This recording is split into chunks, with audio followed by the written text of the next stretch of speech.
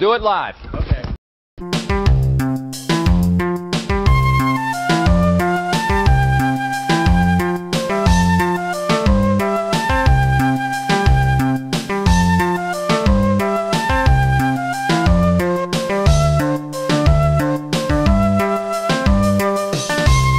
We'll do it live. Okay.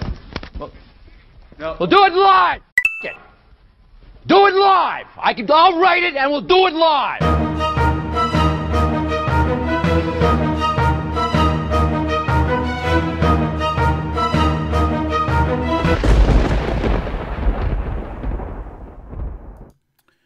What is up, everybody, and welcome to another episode of Nintendo Talk Live. I am Bobby, the Nintendo Guru, joined by Mr. Sterling Silver. How are you doing today, sir? Good. You? I'm good. I'm good now. That everything technically wise, we're good. I got to get that worked out, and once that does, then I feel better. So Yeah. we are better, and that's hopefully it stays that way. How about that? So how's your day, man? What you been up to today? Anything good? I just got my full G license today. What the heck So I is did that. That was like, I'm Canadian. I don't know if it's different where you are. Do you have to take like multiple tests to get your license? No, we take two tests. We take a written and a driving test. Yeah. So we do like a written, a driving test, and then we have to go on like a major highway for a third one. Really? Yeah, it's really odd. I mean, it's not. It's actually pretty good, because that way you're sure that people that are on the road aren't, gonna kill you, I pulled in at the end, and the lady turned over to look at me, and she's like, "You passed by a single point." I was like, "Oh my god." So wait. Okay, so how old are you? I'm 21. Okay, so is that average to get the license, or are you getting it late? I'm getting mine late. Okay, is there Yeah. is there a reason for that, or just I didn't have a car when it was time to get my second test. Mm-hmm. I didn't really have a car, so I had to put it off for a long time. Okay, And then again, I don't have a car now, so I had to like take a train to go to my parents' house to use their car, and it was a big mess. But at least you got your license now, right? You're good. Yeah, I don't That's have good. to worry about it. Congratulations, Congratulations. That's awesome. And then go ahead. No, go ahead. Today I was making tacos for dinner. Hmm. I was like, God, this is gonna be a mess. I'm gonna regret this. And like, I was saying to my roommate, I was like, I am gonna like crap my pants like in the middle of recording. And then 5 minutes before you said, "All right, we got about 5 minutes," Don't. it hit me. It hit me so hard. I was like, do I push through? Or like, do I run to the bathroom and pray to God Bobby doesn't be like, okay, time to go? Oh my God! Wow! Wow! Okay, well, there's a story. There we go. That's my day. Free flow Saturday. Free flow Saturday. Yes. So here's the thing. We started this conversation. You threw me off because your profile picture you have silver hair, and then I fire up and I'm like, wait a minute, this guy looks like Sterling Silver, but he don't have silver hair. What the hell's going on? I really thought you were a lot older than you are because of your profile picture on Twitter.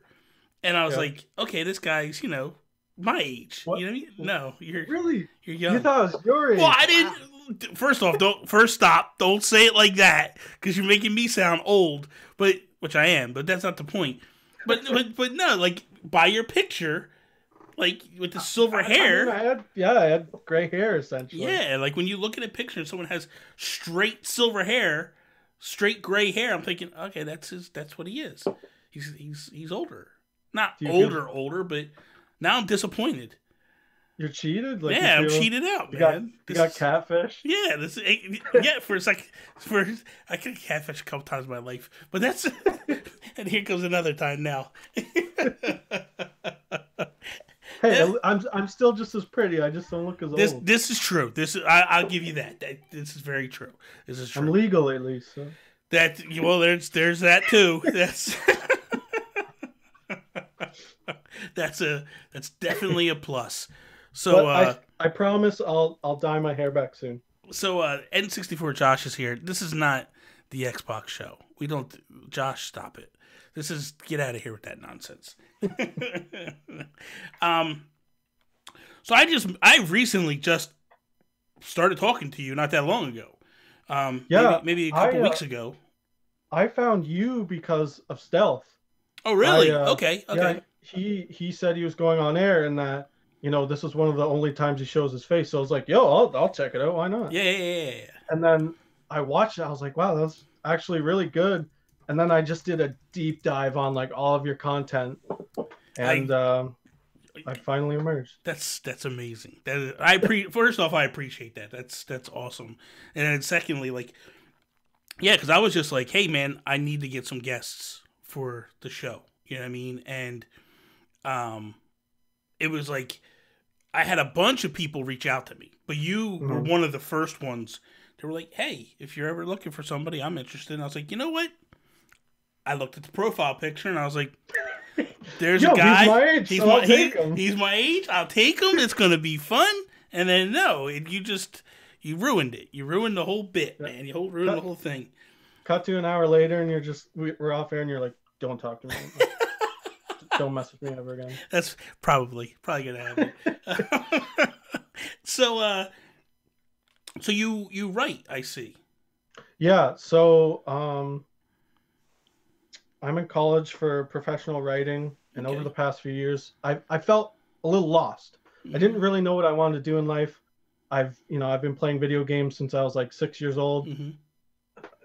It just hit me. I was like, why don't I just write about video games? Like, it's my two favorite things. And then, so my boss, he liked one of my tweets. Same thing with you. I clicked on his profile. I was like, yo, this dude seems cool. Yeah. And he runs his own website. So I contemplated for about a month about messaging him and just saying, I want to work for you. Like I'm not going to take no for an answer. That's awesome. And then he actually lives near me. So we met up at the mall, we talked, and it's all been good from there. That's amazing. I'm GameSavvy.net's resident Nintendo Raider. So are you, I don't know, I'm not trying to be messed up or anything, but Game Savvy, I had never heard of them. Like, are they, how big are they? What would you? We're on, by the end of the year, we'll hit over 30,000 people on our site. That's pretty impressive. That's pretty damn impressive.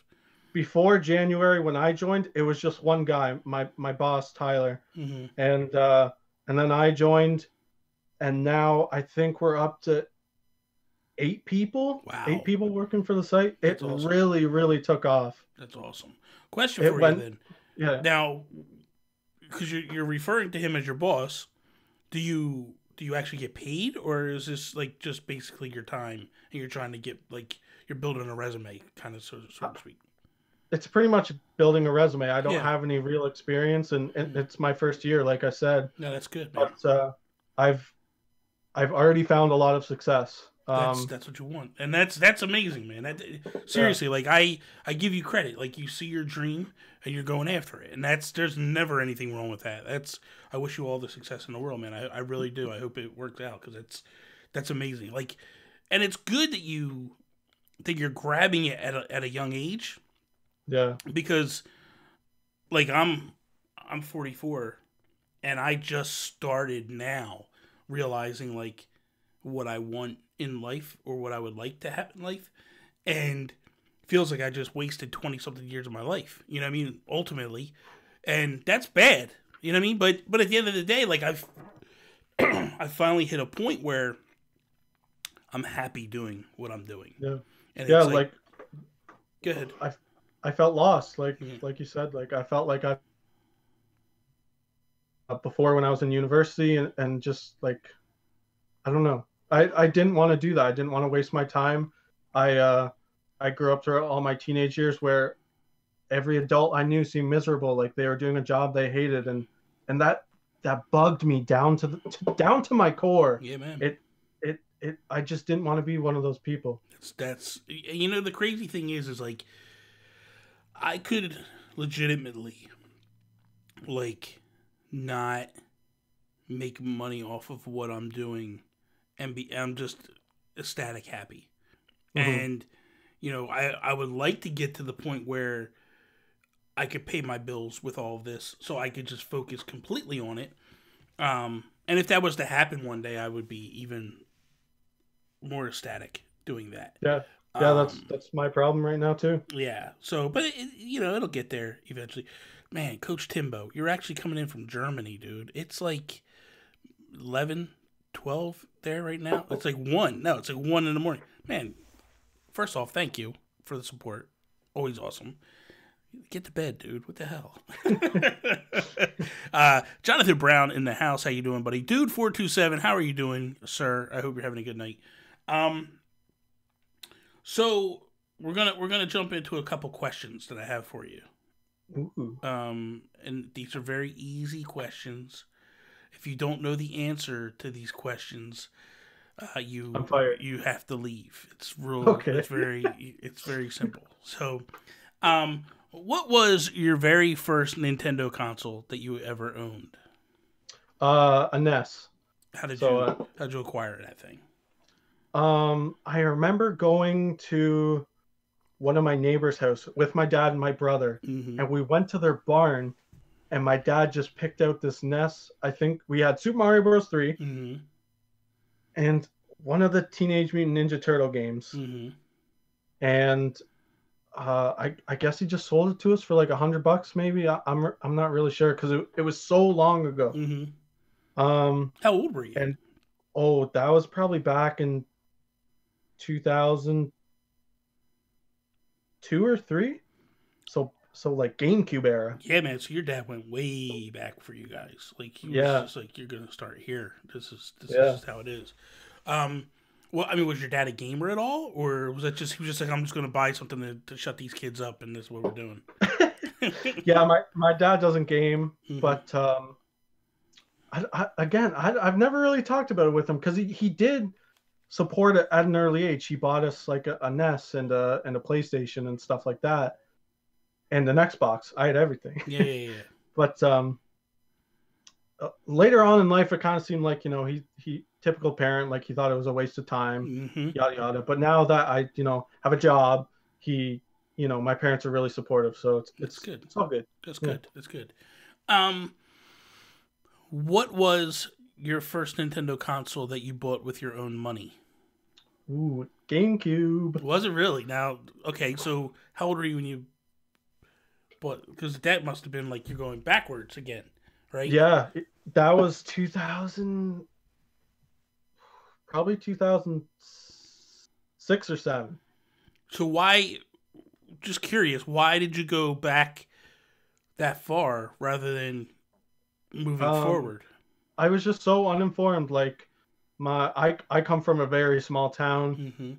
I didn't have internet till I was 14. Okay. I didn't even know. I didn't find out about the Wii till years later. Okay. And I just remember like probably over a course of time just seeing commercials for like Smash Bros. Melee and Super Mario Sunshine, and I thought, wow, I want to play these games. So I just naturally thought about the GameCube, I guess. That's interesting. That's very interesting. Yeah. Of the Nintendo consoles, what is your favorite Nintendo console?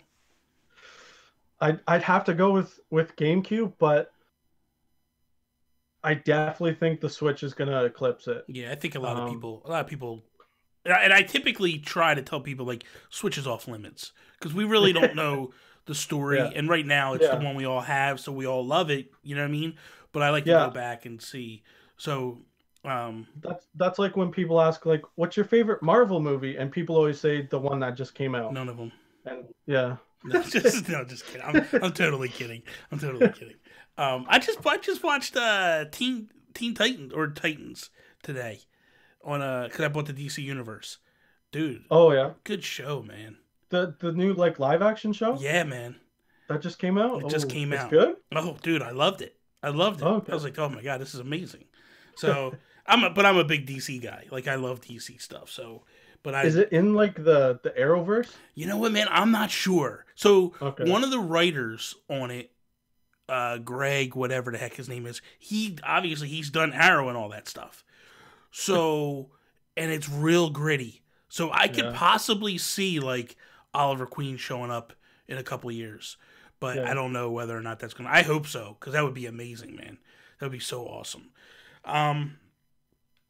So we got those questions out of the way, and so it basically, and the reason why I do that, I like to kind of gauge who I'm with. So you've already lied to me. Number one, you catfished me with the picture, so that's so that's number one, and then you're like, you know, you're a GameCube kid, so that kind of bothers me a little bit. I totally skipped the N64 era. I don't know how. My dad bought me a PlayStation. Blame him. So you never went back to the N64 at all? I've definitely played N64 games, but I've never owned one for myself. Just because growing up, my family was pretty poor at one point. Yeah. And I didn't have a lot of money either, so it was cheaper to buy like virtual console games because I had a Wii. Yeah. Because I bought consoles like when I got my Christmas money. Yeah. So I didn't usually get a lot of presents. I got a lot of money, and then right away, you know, it clicked like a light bulb. I was like, I'm spending this on consoles. I'm buying a Wii. I'm buying a GameCube. That's good. That's good. What is your favorite franchise? Nintendo franchise. Okay. All right. So how deep do you go? Like, how far back do you go? Like, are you okay with the newer games? Because it's weird. Because Fire Emblem fans, it seems like there's two kinds. There's the newbies. And then there's the old school ones. Old school. And the old school ones don't really like the newer games. Because they don't like the changes that have been made. Where do you fall in all this? I'm more of an old school because I played the very first one that was released in North America back on the Game Boy Advance. Again, I probably had that when I was 6 or 7. God awful at it. It's not a child's game. No, it's tough, man. Yeah. It's tough. And then I kind of fell out of it for a while, and then picked up again in the Wii game, and then fell out of it again, and then picked it up with some of the newer ones. Yeah. And I like the newer ones, but I'm an old school guy. So Awakening was my first one. Yeah. And I dabbled with it. I liked it, but I was just like, whatever. And then Fates, man, really wrote me in. Really? Yeah, man. I loved Fates. And, you know, I just like the idea of there's 3 paths to take. Yeah. And you pick the way you want to go. And, I mean, I played Birthright to completion. And then what the heck's the second one? Conquest. Conquest. Dude, that game beat my butt. Like, I have never not had a Fire Emblem game on the go. It kicked my butt too. Yeah. It destroyed me. Yeah. It made me mad to be a Fire Emblem fan and be that bad at it. Because I hit a certain point where I'm at a point I had to stop. I could not figure out how to beat this level. And it was like, I just can't do it. I just can't do it. And it's like, I just had to stop playing. And I'm like, man, this just really sucks. Because why Conquest, I enjoyed Conquest so much is because I would grind. I would go back. I would play stuff that I had already played, grind my characters up, get the levels up, get the relationships up, so this way they were stronger together. And then just, like, if I hit a wall, I'd just go back and start, like, playing through stuff again. You can't do that with Conquest. Conquest is like, there's zero what grinding. Old school Fire Emblem is about. Yeah, it's like zero grinding, and it's like, so I hit this point where I was going through pretty well. Then I hit this point where I was like, I can't do anything with this. I'm done. I have to go back and play Revelations, though. I've heard that Revelations plays a lot like Birthright. And there's some stuff in there that actually opens the game up and makes you see things from a different side. There's kind of like a hidden story that I think the way to play is Birthright, then Conquest, and then Revelations. Yes. And as you're going through each game, you're like, there's something happening in the background here. You can't figure it out. But apparently Revelations opens that up for you. So I have to find my 3DS. I lost it someplace. I have a bunch of them on the shelf, but they don't have my games on them. So that's number Mine one. is right there, and I have Final Fantasy Tactics Advance 2 open right now. Oh God, I for some reason. So I just moved in here about 2 months ago now, Okay. and in the move, it's packed someplace, and I cannot find it. And I'm like, you got to be kidding me! Like this is not okay. So I lost my PS1 that way. It's horrible, Yeah, man. It's horrible. It is. And it's weird because before that, never touched the 3DS. Like I had stopped playing the 3DS. Now that I can't actually play it, I'm going bonkers. And it's like, this is nuts, man. This shouldn't be this way. So I figured tomorrow I'm going to do two things. One, I got to go to my mom's house in the morning. And then when I come home, I'm going to tear the spare room apart and just literally go through every single box that's in there until I find it. I don't want to because it's bad in that room. Like there's boxes and stuff. And I guarantee you will find it. You'll play it. You'll play your favorite game, whatever. 30 minutes. You'll be like, no, I'll go to something else. I know. I know. And it's not okay with me. But that'll be what you're right. That'll be exactly what happens. So, just recently, not that long ago, earlier tonight, did you see the news that the N64 Classic, there's leaked photos of it? Really? Yeah. So it's on Twitter. Wow. It's on Twitter right now. I had seen a few people, basically, Patrick Nintendoc, he posted some pictures of it. There's a few people that have. So it looks like it's going to. So it's from my understanding, it's very similar to the way the SNES Classic was, where it has the flap that flips down, and it opens it up. But it looks like when that flap flips down, there's 4 ports in it. Right. So now that makes me wonder, what games are we getting that's going to allow the 4 players? So Mario Kart would obviously be number one. Do you think they'll put Mario Kart and Diddy Kong Racing? Ooh, man. Well, the question is Rare. Can they? Now, here's the other thing. They've been playing nice with Microsoft a lot lately. So is it one of these situations where they do play nice and they do allow those games to come over? And then it begs to say, now we've hit this, do we hit the next level where we actually go another step and Banjo-Kazooie winds up in Smash? Could you imagine, man? Oh, people would lose their minds. Do you think they do it like a royalty way, as in they get a little cut of every console that's sold? I think that's what they do with all Because the I'm third guessing- parties, right? You would think that all the third parties take a little cut. But depending on like how many games are on the console, that'd be pretty small. I mean, even if they sell millions. So let's be fair, right? Okay. So let's break this down for a second. So if you're selling this console, it's got to be at least $100 console, right? Okay. You would think. I mean, PlayStation's putting theirs for $100. The last one for Nintendo was $89. So in theory, you got to think it's got to be, or it was $79. So in theory, you got to think it's anywhere from $80 to $100. $100 seems probably realistic. So, especially if it comes with more than one controller. If it comes with one controller, I think we might be seeing in the closer to 80 to 90 range. If it comes with 2 controllers or more, which I don't see them doing more. I think two is pretty generous. Yeah, I do too. Because the original one only came with 1. So, so I think that when you look at it like this and you go, okay, it's we'll just say it's $100 machine. I don't think we get more. Honestly, I don't think we get more than 15 games on this thing.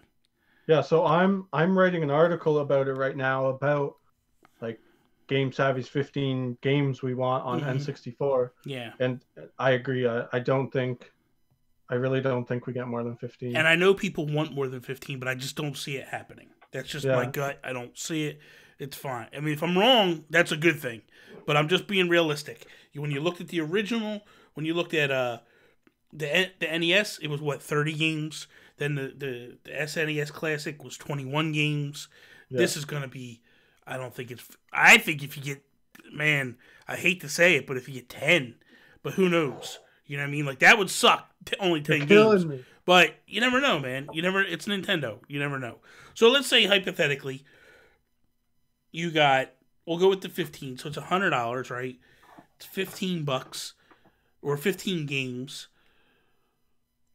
I think the hardware probably costs Nintendo maybe $30-$40 to produce, right? So now the rest is basically games.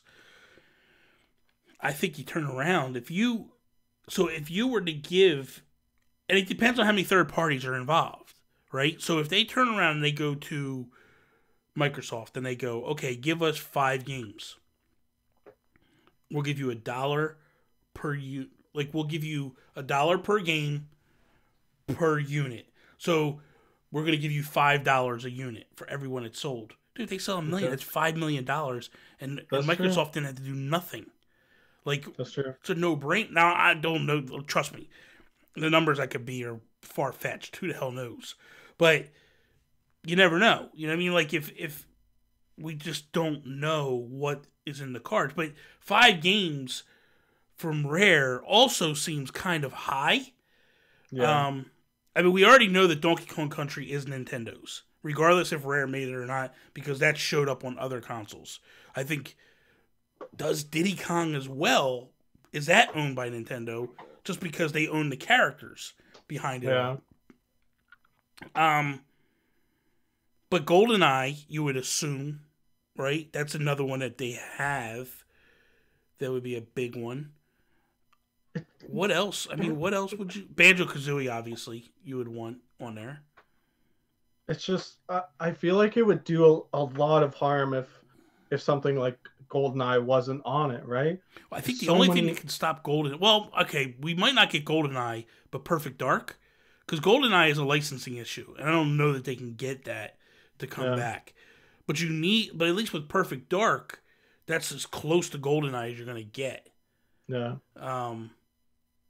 Man, that's... So, I think if we look at it, right? And here's the other thing. Would you really want Ocarina and Majora's Mask on there? Like both? Yeah. Or either. I personally would, but then again, I'm coming from a place, like you said, where I skipped the N64. Yeah. I'm without a doubt going to buy this because I want to play the games that I missed. Yeah. And I've played Ocarina of Time and Majora's Mask since, but I'd like to own both. So doesn't it, like, because here's my thing. I own them both on the 3DS. Yeah. And they're better versions on the 3DS than what they're going to give us on the N64. So it's like, I understand why they would put them on the N64, right? But it's like also one of these things of like, well, if you can give me other games that I don't have, I would rather have that than this. Plus, if it's a better version on the 3DS, I'd rather have those than it's just it's. Do you have any like odd picks you'd want? I mean, obviously, I'd want Mario 64, but I mean like non-mainstream. Like no, I know. I'm just trying to think through it all. So a couple weeks ago, I had Super Nintendo Dad Chris Becker. Yeah. And dude, he hit me with something that I was just like, oh. So you remember what they did with the SNES Classic, where they did the Star Fox demo, or whatever that was. They put that in there. Man, the Star Fox 2? Yeah, Star Fox 2 demo thing. Yeah. How awesome would it be if they were to go, hey man, here's Mother 3 demo that we put out, and plop that in. Because there was a playable demo that they were shopping around and taking to different shows. If I'm not mistaken, it debuted at Space World, which was Nintendo's PSX at the time. So, man, if they throw that in there, holy crap. But it's just a demo. How long would the demo be? I don't know how long the demo is. Maybe 5-10 minutes. But It's just the fact that you would get that. Do you? I honestly don't know my own personal opinion on whether or not they are localizing it. I'm so up in the air about it. It depends on who you talk to. Depends on, Yeah, you know what I mean? Because exactly. back when the Switch was getting ready to launch, you know, Emily Roberts said it was coming out. You know what I mean? She said it was done, it was ready to go, and I'm still waiting for it. You know, like it's like I've been hearing this every 5-10 years. They come out and go like, "Hey man, it's coming," and then it doesn't come, and it's like, this is nonsense. I'm getting real pissed off at you people now. Like even Reggie, like he talked about a couple months ago. He said, "Yeah, we know people want it." well, he said it when the Switch first launched, right? So if you think back to when the Switch first launched, they asked him point blank, "What about Mother 3? What about Metroid?" And he said, "We know people want them, and just stay tuned." And then not even 6 months later, here comes Metroid. Yeah. So I'm hoping Reggie just flops out his gigantic Mother 3 peen and just like, here it is, man. You want it? Here it is. Come and get it. And I will be all over that thing like nobody's business. Game Awards? Who knows? I mean, could you imagine, dude? Man, it would blow the roof off of things if they did. There's there's that rumor about them showing Metroid as well. So if they did both. Oh man, God, that would be. Whew. Well, they did two. Didn't they do two last year? They didn't know. They showed Bayonetta, 1 and 2, and then they came with Bayonetta 3. So yeah, but one year they did 2. Maybe that was the year that they did Zelda. They did Zelda and they did. God, maybe they didn't. I forget. There was a couple times they do stuff all the time. Man, you give me Mother 3, and it's lights out. Like I am so. I mean, seriously, couldn't you? I mean, it's already translated. I mean, here's the thing. I have it translated already. I own it. There's so much where we get to a point where it's like, should developers be more transparent about what's going on with their IPs? Like no, because I so here's the thing, like I'm not the type of person that gets so wrapped up in like, oh, I didn't like, I got to know what you're doing. Like an example. Oh my God, I just lost my mind. I just lost it. The Retro Studios. So I'm not one of those people like, I gotta know what they're doing. You need to tell me now. Like, dude, they're working on something. It's obvious. Let them go work on it. Let them take their time. Let it be a masterpiece. I don't have to know. I don't have to know what they're. But there's people out there that are just like, I gotta know what it is, and I gotta know you're working on it. And it's like, I don't care. I think what I meant more was like, just tell us if you're making it or not. Like if it's... Well, I mean, it's the same thing with Metroid, right? So, I mean, everybody was like doing the same thing when Metroid was a thing. And then you knew, like in your heart of hearts, they're working on it, but you just don't know that they're working on it. You know what I mean? Yeah. And then they hit you with, that horrible Metroid game for the 3DS. And everybody gets mad, right? Yeah. And then they come out this year or last year, and they're just like, "Here it is," and then everybody gets all excited. So I'm in the see when I was a kid, and I was playing the SNES. What got me excited was like Mario Kart came out. Nobody knew Mario Kart was being made. Nobody knew what that was, and then you get it, and you're like, you lose your mind over it, right? And then they come out with Mario Paint, and nobody knew that was coming. They just dropped it on us. And it's like, I would prefer that stuff. Like, just, I know you're working on stuff. Just when you're ready to show it, show it. What I don't like is when they show, okay, here's an example. This is something I don't like. When Animal Crossing got announced years ago for the 3DS, they come out, they announce Animal Crossing, and then they literally go radio silent for 3 years.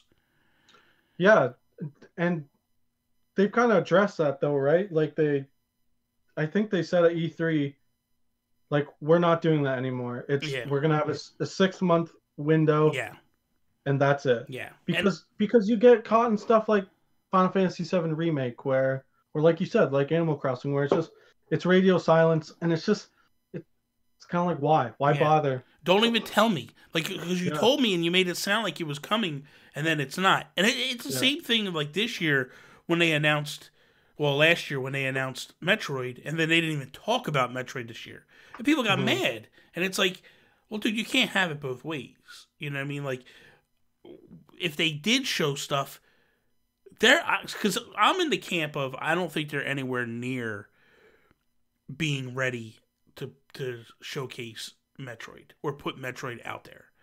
I think Metroid is still a ways off.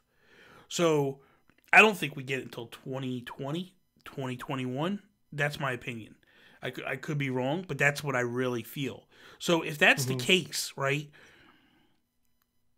and then they show you something this year, and then they show you something next year, then people start to get mad because they're like, man, just go away. You're spoiling the game for me now.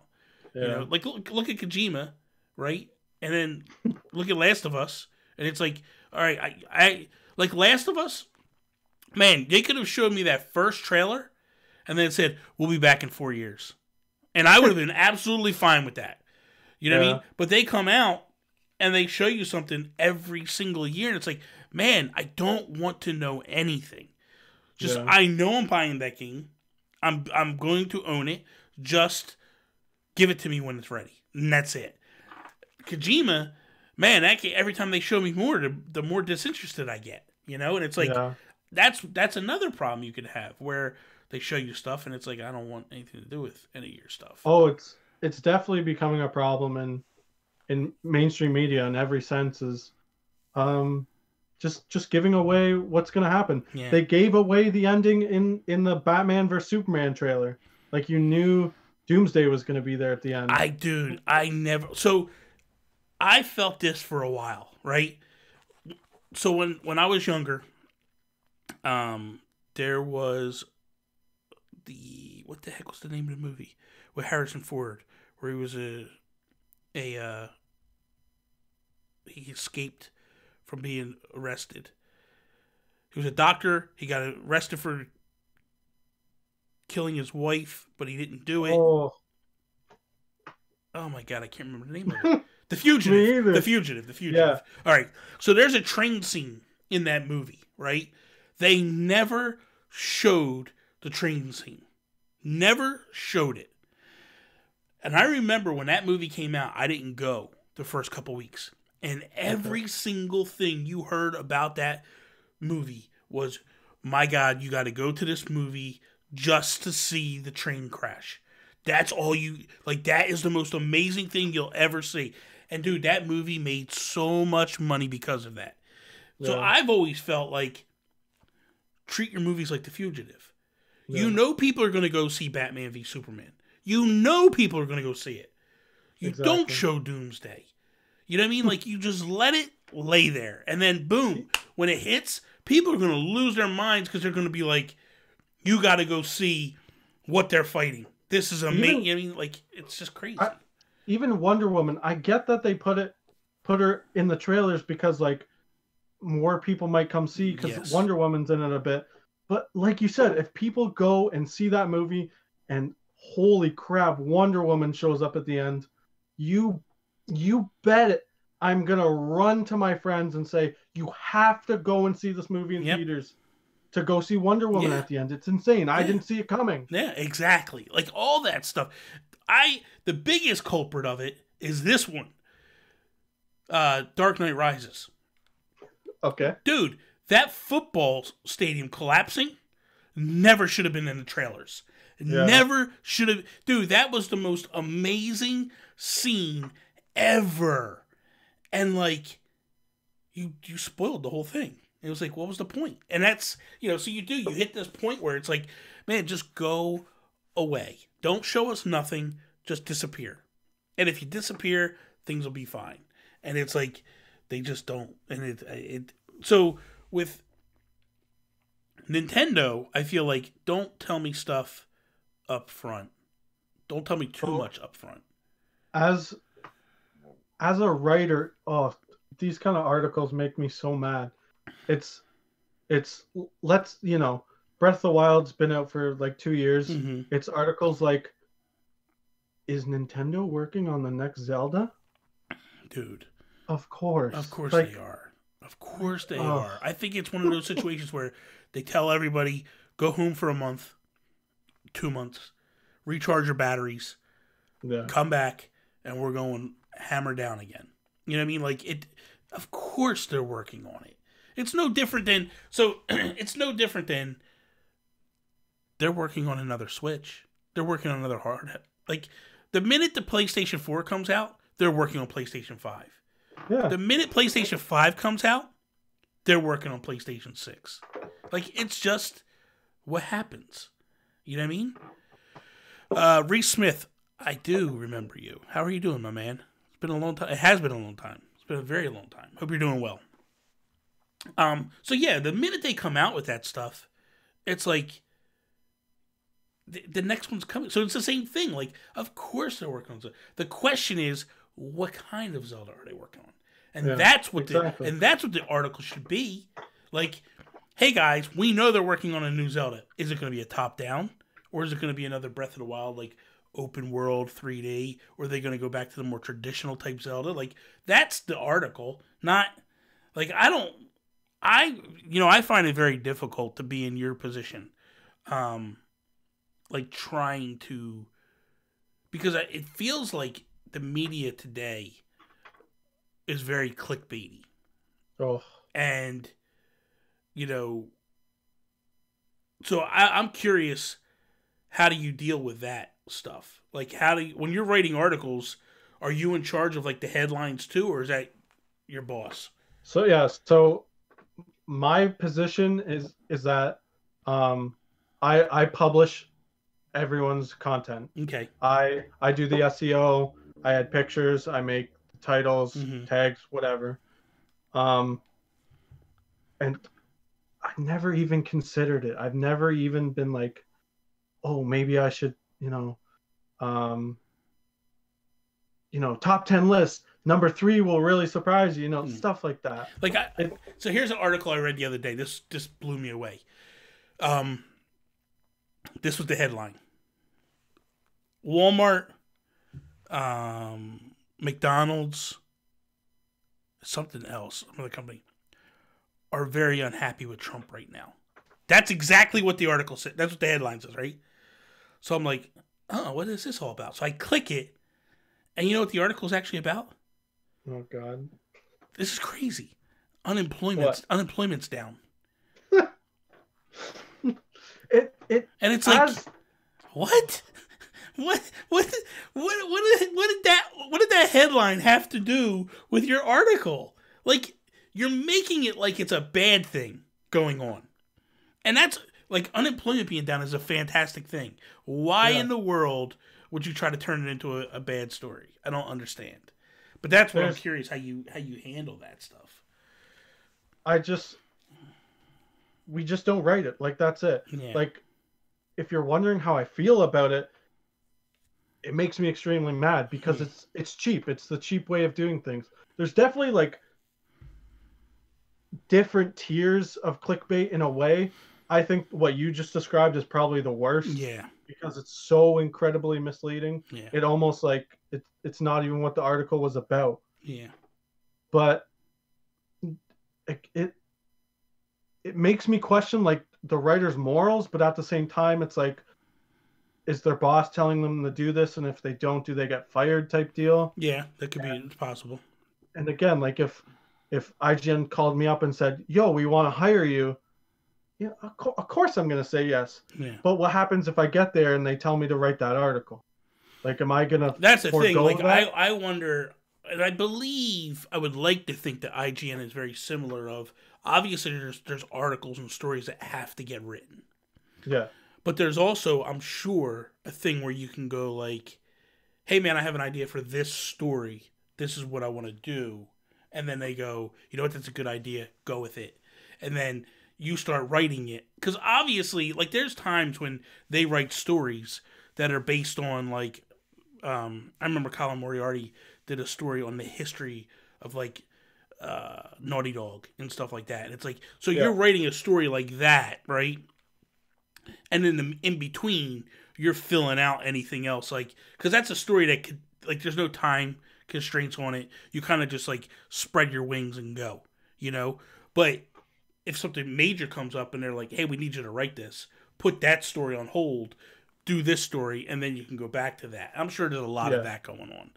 That always happens. I've always said personally that I always have an article on the go that needs to be written and one that I want to be written. Yeah. So again, like, right now, like you said, I could go and write about the N64, like that needs to be written about because that's big news. Yes. But I also have an article on the go about, like, hey, these are some games that are fun to play during the Halloween season. Like, that's just something I want to write about. I think the other thing that's tough in both of our positions is sometimes you want to get the scoop, you know? Yeah. And it's like, but I will not ever sacrifice my morals for a scoop. Meaning, I won't throw anybody under the bus. I won't, like, if someone comes to me and tells me this is a secret, I'm not going and blasting them out of the water. You know what I mean? Like, I'm not going to be like, hey, I have a source and this is what they said. Like, if someone comes to me with leaked information, I'm not going to talk about it. Like, I'm not that, you know, it's just I'm like, not that it's your morals. It's what you believe. And I'll let you in on a little game savvy, not drama, but like insider information is we've been talking about for months about what we want to do with review scores. So at the moment, we don't have like a ranking system and we don't put like a, 5 out of 10 at the end of our reviews. And we've been trying to talk about how we want to implement it, if we want to do it to begin with, if we want to go the IGN route of doing review scores or something like Kotaku where they don't do it at all. And my personal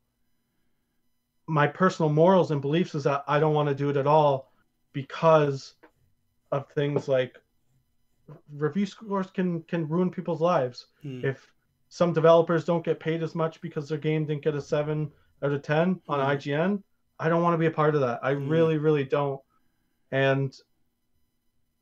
But at the end of the day, something like review scores might help our content a bit more. But I don't want to sacrifice that moral, not high ground, but just what I believe. I don't. It doesn't matter how far I am in my career in this. I don't want to sacrifice that.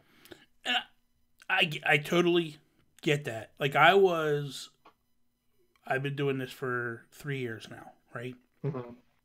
And when I first started doing reviews, I basically would just go, do I recommend you buy in this game? Because I didn't want to do the score.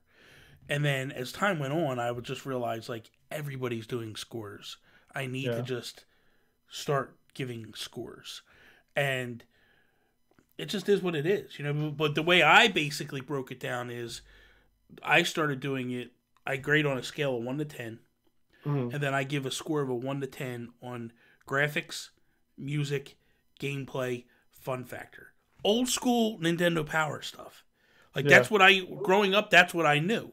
You know what I mean? Yeah. And then I take those 4 scores and I create an average, and that's an overall score for the game.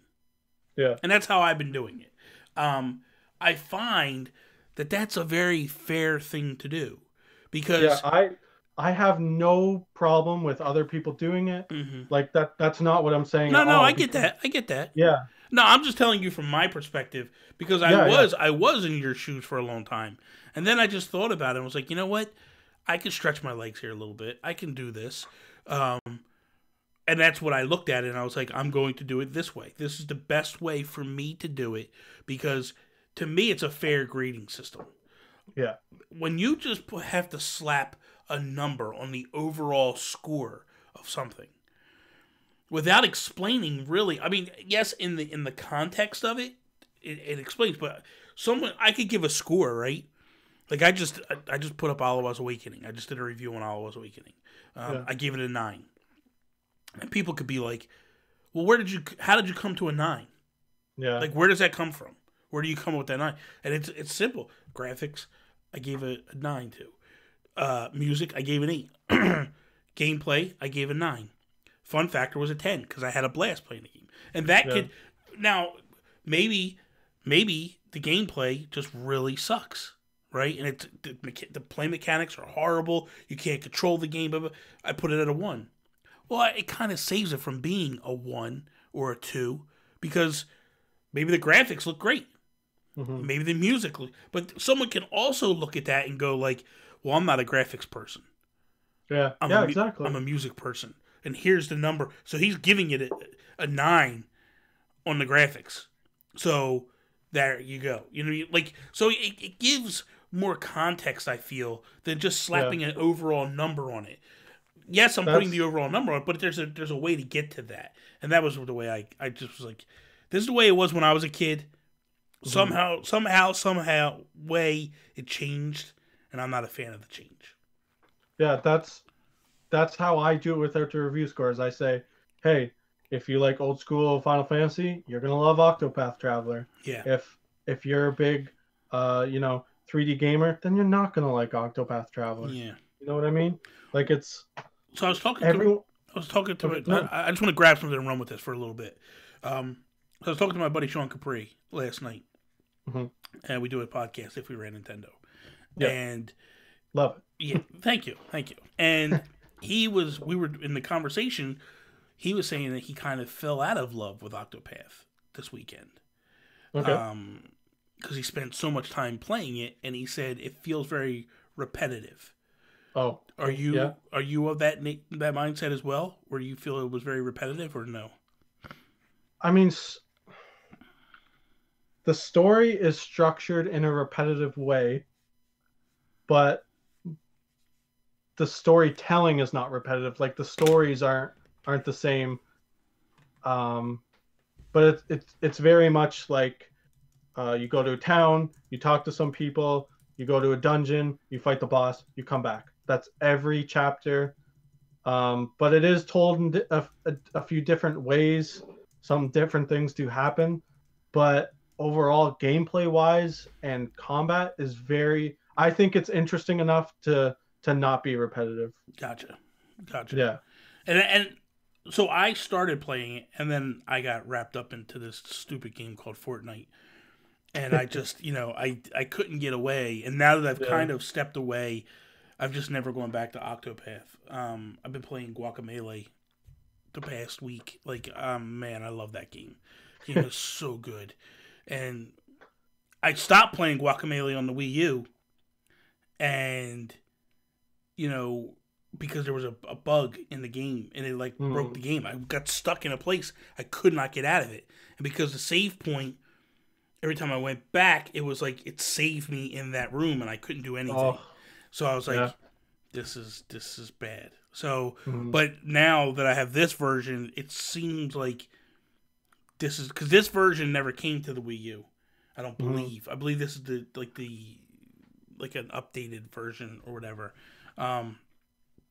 Can't wait for Guacamelee 2. Like, I'm amped up. I love Drinkbox. I love what they do. They do phenomenal work. What's for you for the end of the year? What's on your horizon? Like, what are you excited for the last couple months here? Definitely not Smash. I hate that game. Do you? No, I was gonna say no. Hate is a strong word, man. Yeah. No, Smash is number one. Smash is what I'm most excited for. I'll pick up Red Dead Redemption 2 because it's probably going to be the biggest game of the year. So I need to write about it. I need to play it. God, I'm blanking out. I can't think of what else comes out.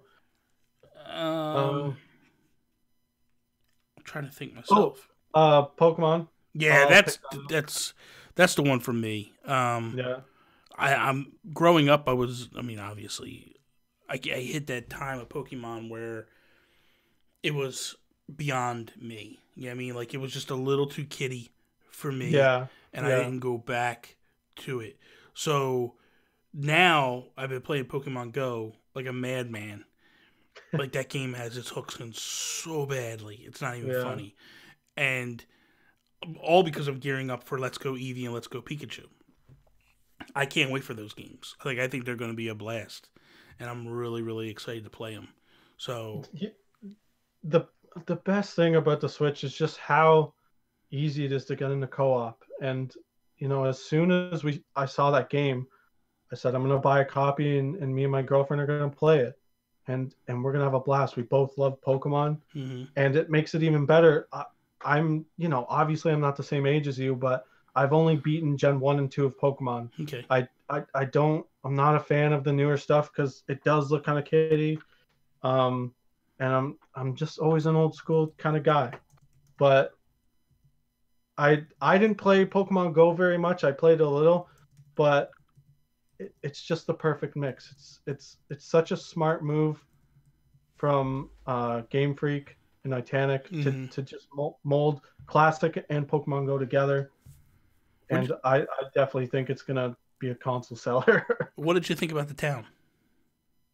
The town? Like that's the Game Freak. Oh, the new Game Freak game. Yeah. I'm intrigued. Yeah.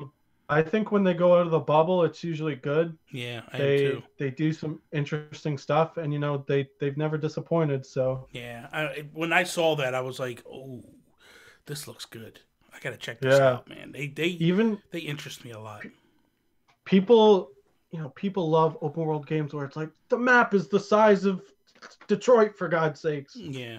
I don't really care about that stuff. When they said the game takes place in one town, I'm like, whoa, that's kind of cool. Like, I wonder how it works. Is this town going to be giant? Is it going to be so interactive and so alive that it's different all the time? Like, it's fantastic. It'll be interesting to say the least. So, Mr. Catfish over here, Mr. Sterling Silver. Real quick, we're getting ready to wrap up here. Let the people know, where can they find you at? Where can they find your work at? All that good stuff. So I work for GameSavvy.net. My Twitter handle is Sterling Silver at Sterling Gill. Don't add me on Facebook. I mean, if we become friends, then yeah, we can chat. Not you, Bobby. I just mean who is ever watching. If you want to be friends? Okay, man. I see how it is. All right, whatever, dude. I take my Facebook friend request away, and it's. But on Friday, we're having a 24-hour. You guys could make it. That'd be cool. Do me a favor. Hold on. All kinds of spooky games. Hold on. Do me a favor. Repeat that because you froze up just as you started to get into that. So I don't want people to miss that. Please go back into that. I'm freezing up now? Yeah, a little bit. Okay. Go back into that. Okay, so on this Friday coming up, October 19th, Game Savvy is doing a 24-hour live stream for charity. It's going to be for the Children's Wish Foundation, and we're going to be playing all kinds of spooky games. We're going to be playing some Mario Party 2, probably some Smash.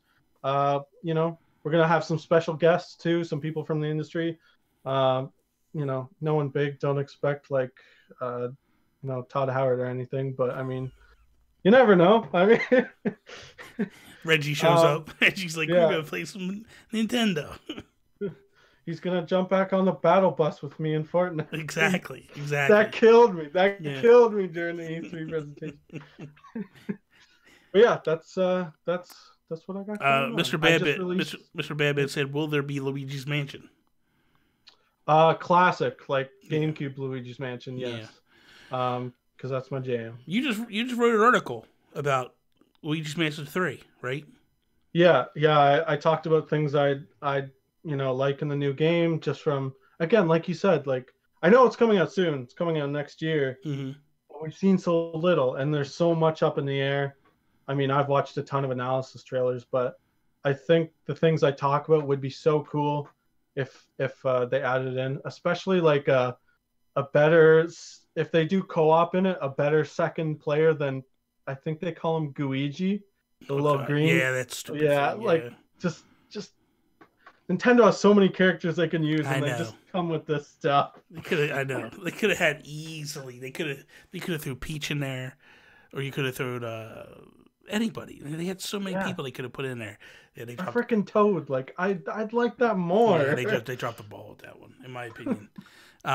Even like what was it, Professor Egad? Like you used him. Like That's what I said. One of the characters, that would make perfect sense. yeah. It's Professor Egad. But Yeah, whatever. Let's go with some stupid slime. So, for those that are interested, you can follow me over on Twitter at Nintendo Gurus. Check me out over on NintendoGuru.com. Sterling, thank you so much for coming on today. This was a lot of fun, dude. I've really enjoyed it. I have too. Like I said, I'm really glad I reached out. This is my first time ever appearing on someone else's show. So. Oh, dude, we got to do this again then. It's a no-brainer. Got to do it again. I'd love to. Oh man, we started out with a lie, and you pulled it back together, man. Okay, I swear next time if I come on, I will have gray hair, and then maybe you can still call me the catfish. But I mean, no, I wouldn't call you catfish at that point. I'd be like, okay, you're Sterling Silver, man. You come in with this fake name and fake avatar on Twitter or fake profile picture on Twitter, and I'm like, got me at my hopes up. You're acting like I was like some hot girl, and I just showed up, and I'm just this like.